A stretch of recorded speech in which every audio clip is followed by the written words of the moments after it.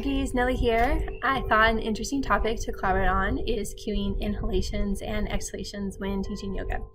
Now, depending on where you teach or where you trained, there seems to be a lot of variations around how frequently you should cue the breath. So the ultimate question becomes, do you need to cue inhale or exhale for every movement? The answer is, well, it depends. It can depend on the type of class you teach, where you teach, etc. But before we venture into my best practices on this topic, let's first explore the purpose on why we cue breath in yoga to begin with. Breath binds body and mind together. It's a tool of mindfulness, tapping into your inner energy flow and mental focus. And breath can help you also find your edge, that point of how and when to move forward or back off in your practice. You establish this connection from the beginning. That's why yoga classes always start with how to breathe. Because really, if your practice doesn't start with breath, then it's really not yoga. It's just another form of physical exercise. If you lose your breath in practice, then you lose that connection. And that's why we as instructors cue those breath reminders, the inhales and exhales, with movements, right? You are trying to reinforce the most optimal breathing based on the pose transition you are cueing. For example, it would feel really weird to be inhaling while folding down to Uttanasana, or it might not make sense to cue every breath in a yin or restorative practice. So, back to the debate on when and how frequently to cue your breath.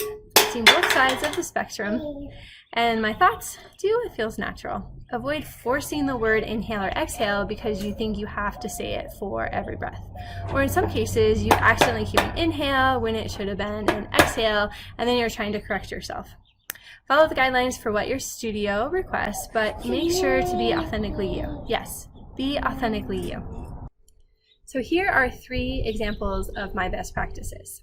Example 1, when I am teaching a vinyasa class, a format where you're moving body with breath, I do cue breath with each movement, emphasizing if the pose is expanding, lengthening, or rising, I say inhale, and exhale when the pose is contracting, closing, lowering. Now there are times where I may keep students in a pose for a couple extra breaths, let's say a twist, and I don't cue every breath in the pose. That would just get repetitive. I say something like stay here and breathe, or focus in on your breath and feel. When I'm ready to take them out of the pose, I say next inhale, rise up, or next exhale, release, or wherever that pose is taking them. Example 2, if I'm on the 3rd or 4th sun salutation, I start to reduce my cues or shorten them, because by this time students should know where they are going, so there is no reason to belabor the same cues over and over again. Simplify, less is more. I typically start by saying let your breath lead the way, then top of your mat, or right foot forward, rise up, something similar to that. This is especially true for chaturanga to up dog, then down dog. I make this sequence optional for the students and explain to them these 3 movements are a vinyasa and cue it as take an optional vinyasa. That way I don't have to add the breath in and students really know where to go for those 3 simple poses. Example 3, I know there are times when I accidentally cue the wrong breath. Hey, it happens to the best of us, right? But I just keep on going. I don't let it stump me. Why? Because students are not going to stop what they are doing, go back, correct their breath, and redo the transition, right? There's no rewind button in yoga. I just keep on going and make sure that my students get it, or that I get it right on the next side or the next time we go to that pose. My success has been to not stop the flow of energy because I make a mistake. Just remember that if you do make a mistake, not to apologize when that happens. Saying sorry just emphasizes that you did something wrong, and again, it can stop that flow of energy, and plus that would just be silly.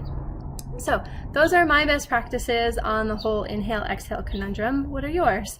Share below. Would love to hear how each of you approach cueing your breath in class. Until next time, namaste.